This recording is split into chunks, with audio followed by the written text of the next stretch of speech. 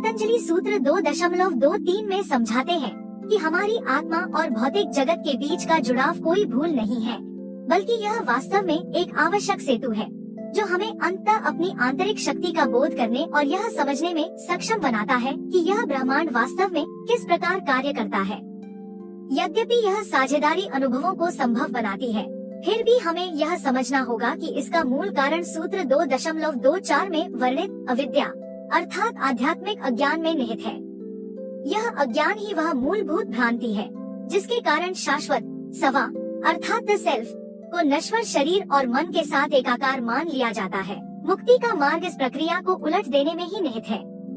जैसा कि पतंजलि सूत्र 2.25 में कहते हैं, जब यह अज्ञान अंततः पूरी तरह से मिट जाता है तो वह मिथ्या मिलन भी पूर्णतः समाप्त हो जाता है।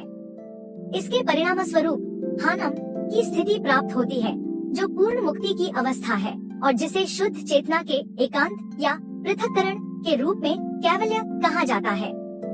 इस सर्वोच्च शिखर तक पहुंचने के लिए साधक को सूत्र 2.26 में वर्णित एक विशिष्ट साधन का प्रयोग करना होता है। यह साधन है विवेक ख्याति अर्थात विवेकपूर्ण बोध की एक ऐसी अखंड और अविचल ज्योति जो प्रत्येक क्षण दृष्टा और दृश्य के बीच स्पष्ट अंतर करती रहती है। अंततः जैसे जैसे यह स्पष्टता परिपक्व होती जाती है, पतंजलि सूत्र 2.27 में यह रहस्योद्घाटन करते हैं कि साधक की प्रज्ञा अर्थात विजडम उसे एकाएक प्राप्त नहीं होती, बल्कि प्रबुद्ध अंतर्दृष्टि के साथ अंतिम सोपानों के माध्यम से क्रमशः विकसित होती है। यह समझ की एक क्रमिक और गहन प्रक्रिया है जो अंततः साधक को पूर्ण और अडिग मुक्ति में स्थायी रूप से प्रतिष्ठित कर देती है। जैसे जैसे योगी की विवेक बुद्धि परिपक्व होती है, उसकी प्रज्ञा 7 चरणों में विकसित होती है।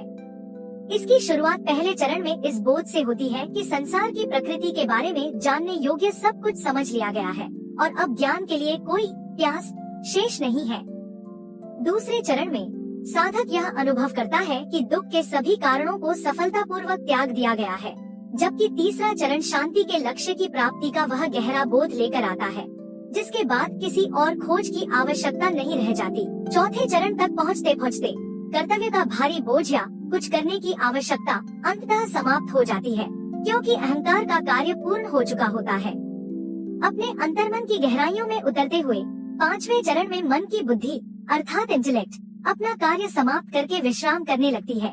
इसके बाद छठे चरण में प्रकृति की चंचल शक्तियाँ जिन्हें गुण कहा जाता है अंततः अपनी पकड़ खो देती हैं और मन में उथल पुथल मचाना बंद कर देती हैं। अंततः सातवें चरण में दृष्टा अर्थात स्या पूरी तरह से अपने शुद्ध स्वरूप में स्थित हो जाता है और पूर्ण मुक्ति की अवस्था में एकाकी तथा स्वतंत्र रूप से विराजमान रहता है।